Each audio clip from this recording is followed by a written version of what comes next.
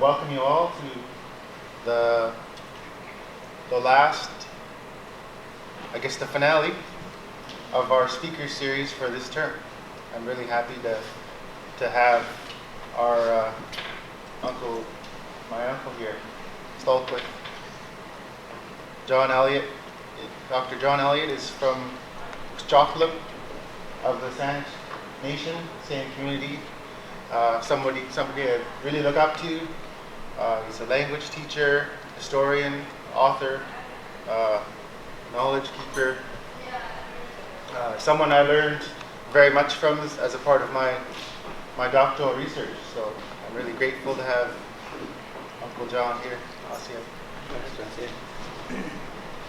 It's great, Josie. I'm Mr. Elliot.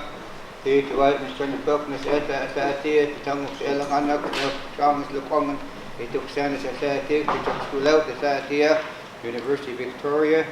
He looks up Miss Etta Contalas and quickly at the end, CM, Mr. Elliot.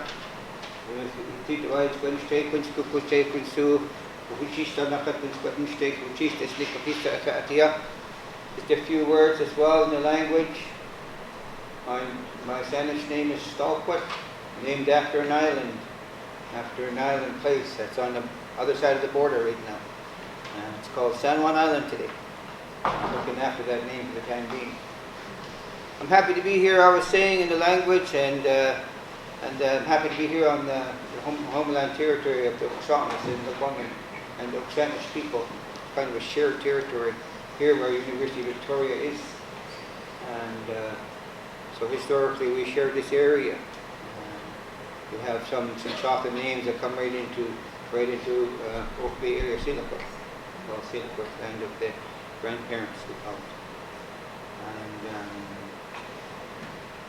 Snacka, which is now called Mount Colony.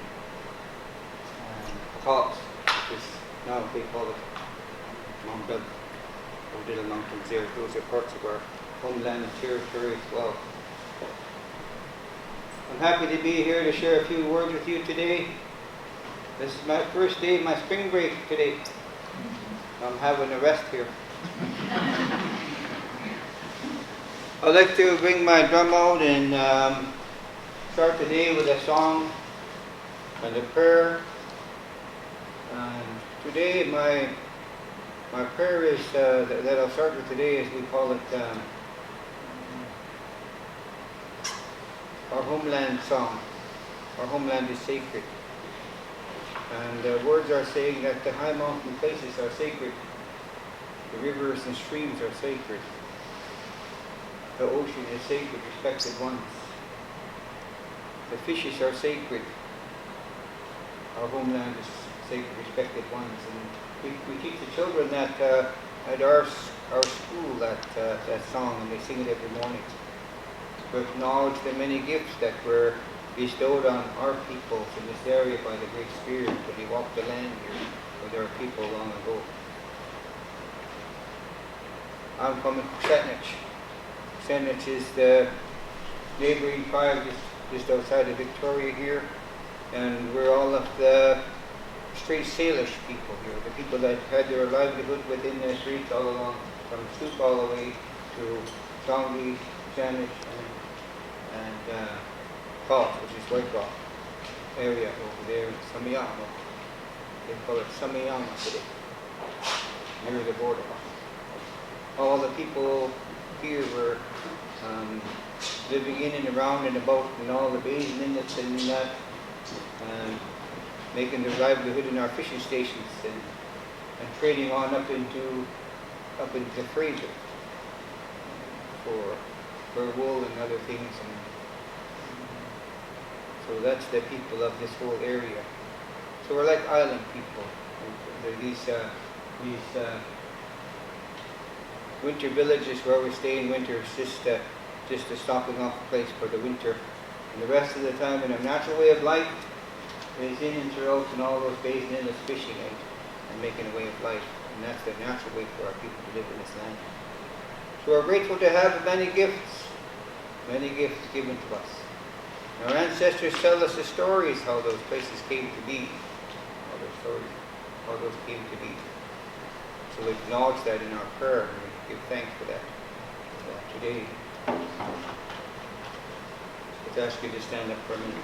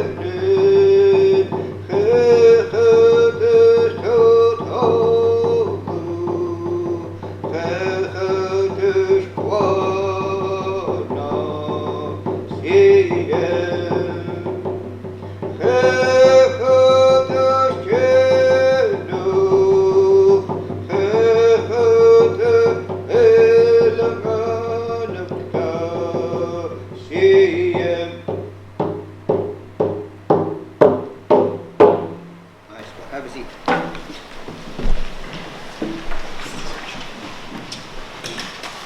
Made myself some little notes. So I was born here in Victoria here in 1948, and so I grew up in like in the 50s, Elvis and all that other stuff was going on, and all that rock and roll stuff was going on, and I was loving it like every other young kid. I was loving all that business, you know. And hearing that kind of music and that lifestyle, and I was raised out in Joshua in Saanich, in that area there with they call it Sartlip today, Sartlip, and we still don't know what Sartlip means, but it's a kind of a way of saying chocolate, I guess. That's what we call it. We know what chocolate means. Chocolate means that it's a place where the people of the Cedar Grove, and the Jauntas was the name of a rope that was made long ago for our people to survive with. Basically. And at that time there was a great flood on this land, and our people in Saanich and the other First Nations were living in the time of a world flood. And they had been preparing themselves for that flood, because they knew it was coming. And the reason they knew it was coming is because they had people who was they had a purpose. Their purpose was to know that, to hear that, and understand that. And our own government way of living those days, and our people's our hereditary chiefs, they worked with two people. Shnam and Siawa. Shnam is a spiritual, virtuous priest and healer. He had the ability to envision spiritual things. And he could see into your whole body. He could see what's wrong with you. He could connect to the plants through language and songs. And he was healing the people. And the Shelwa, a woman advisor, it was her job to envision the future. Inshallah. That was her ability to see what is coming and advise the leader of the people how we must take care of this place. And in her prayer one morning she understood that, and in her vision she saw that there was a flood coming to the land, and that the land would be all flooded, and that our people must prepare themselves and make a huge long cedar rope to anchor ourselves to the land. So she went to the leader that day and spoke to him. She said, a great flood will be coming, and you must prepare a long rope. We must prepare a long rope, and must gather all the things that we need. All the things that we need to survive. The important things that we want to keep with us. And have them ready to load in our canoes. So they did that. They started putting things away and storing things, important things that they wanted to bring with them to their canoes. And made that long rope. And sure enough, the flood water started to rise, and it was the salt water, the sea water, started to tides come higher and higher and higher, until they had to load into their canoes and go to a nearby mountain. And the mountain Arctica went to was out in Sandwich. And they paddled to the top of that mountain, and the water's still rising. And they tied to the top of that mountain onto an arbutus tree we call Cocoich. And they tied their canoes all together there, and the water rose even more, and the mountain went under.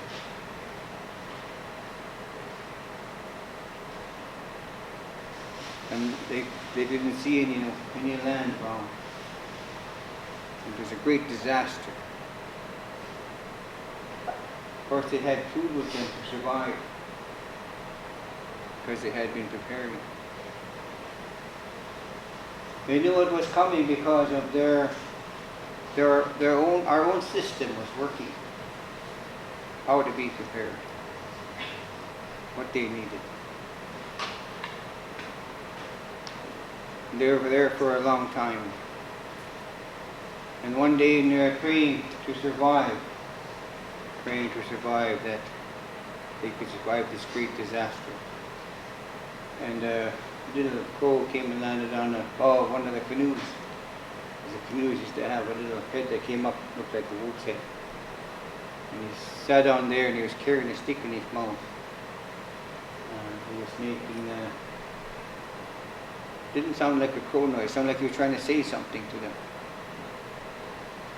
And one said to another, he's trying to tell us something. He's trying to tell us something. And they noticed when they were looking in the direction of the crow that they could see in the distance another little mountain was Senach. It was starting to raise its back out of the floodwater. It was Senach. One said, Ni kona tuk Senach. Look what is emerging. And they looked off in the distance and saw that little mountain. And they knew that the water was starting to go down. So they waited there. When the water went down enough, they were able to get out of their canoes on the top of that mountain, and they untied that rope from the cocoa tree, and they gave thanks to it. They spoke to it. Thank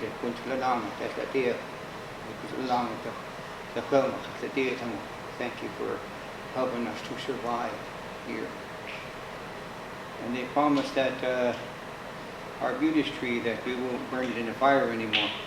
We won't use it for firewood anymore. So still today, you'll find pieces of arbutus laid around the place out there in Sandwich, because people don't burn it. Like, they still remember that promise.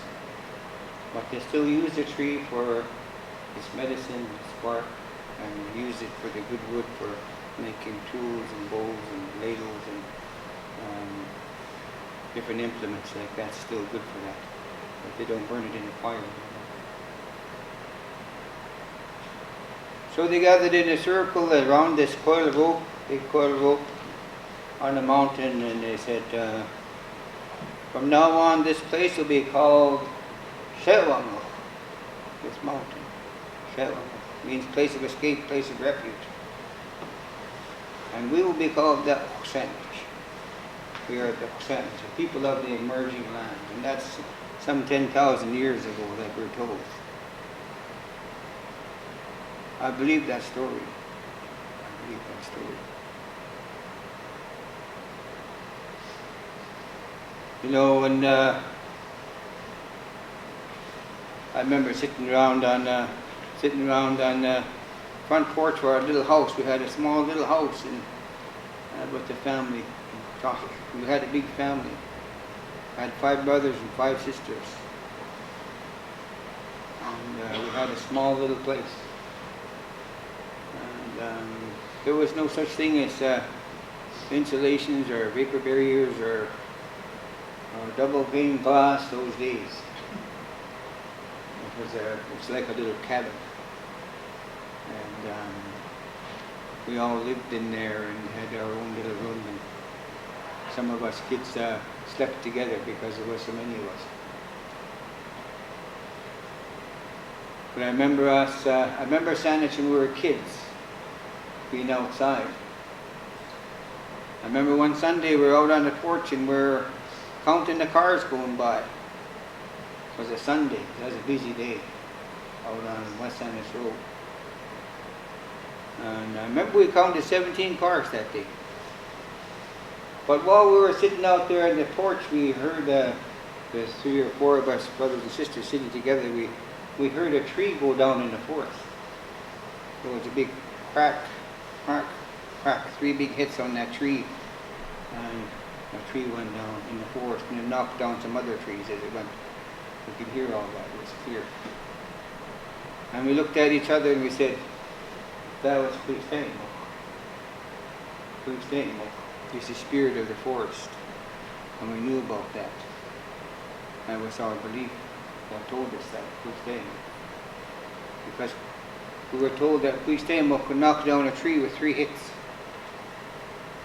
Knock down a big tree. And the spirit of the forest. That's what we heard that day. We just acknowledged it, we went on. I had a friend that knew more about cars than us, and he was telling what kind of cars they were going by. Continued on watching the cars. And that's what it was like for us. So I went to the Indian Day School there, which is right on the reserve there in Jock. It was a 3-room school, and we were taught by the nuns there. But I think it was an order of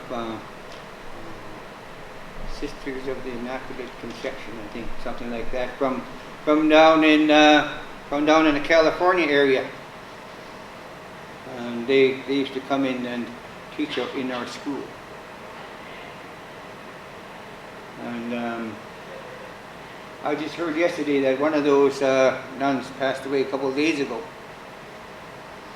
She was 98. She was a Mexican nun. And she used to teach us to do the Mexican hat dance.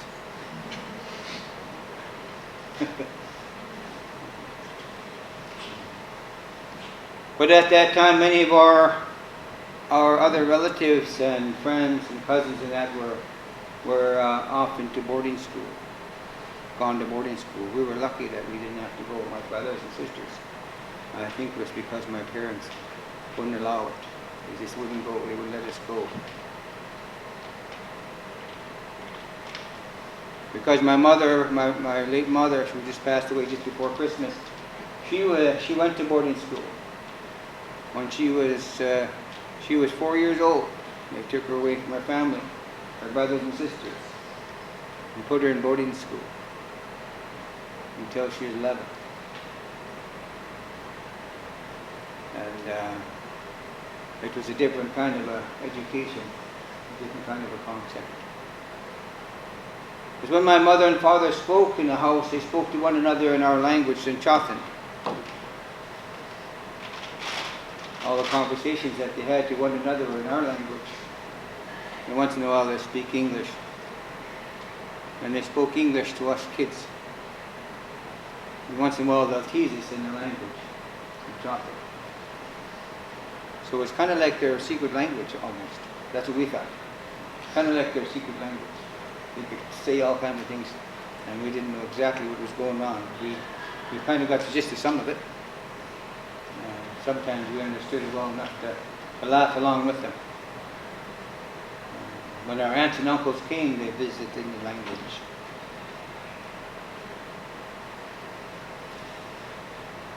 I remember some of my cousins went off to boarding school, and before they left, they spoke fluent in the language, Sinchothan language.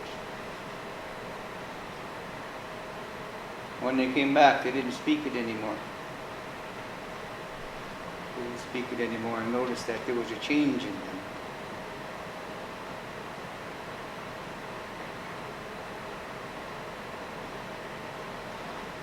We grew up in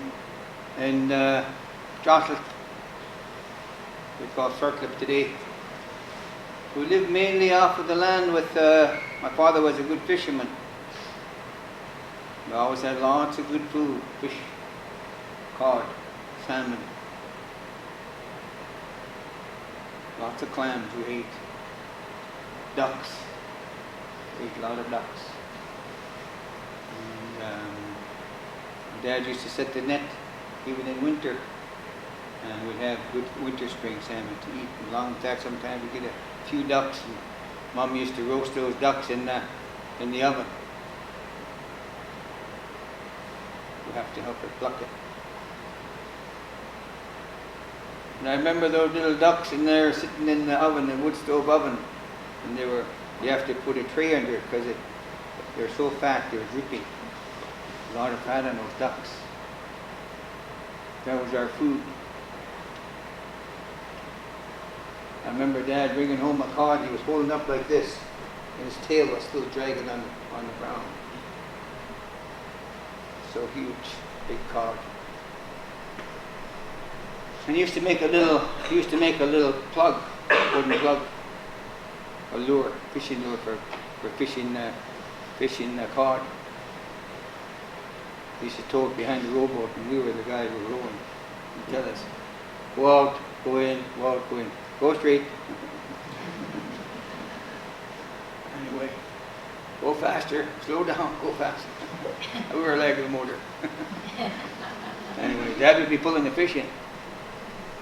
And below my mom's place and Dad's place down where our place on Chocolate, because there's a nice little beach down there, and off to the right, the north side of where that piece of property. There's a nice little waterfall there. There's a little point of land that goes out near this little island they call Sinanas. And we used to fish along there for those cod. And we never used to make it around the point because we already had enough cod. My Dad would say, that's enough. We've got more than we can use. We're going to have to give some of this away.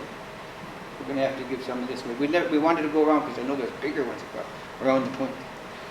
We used to go over there once in a while and get bigger around the point. That's enough. He says, we've got more than we can use. We have to give some of this away now. That's the way we lived, you know.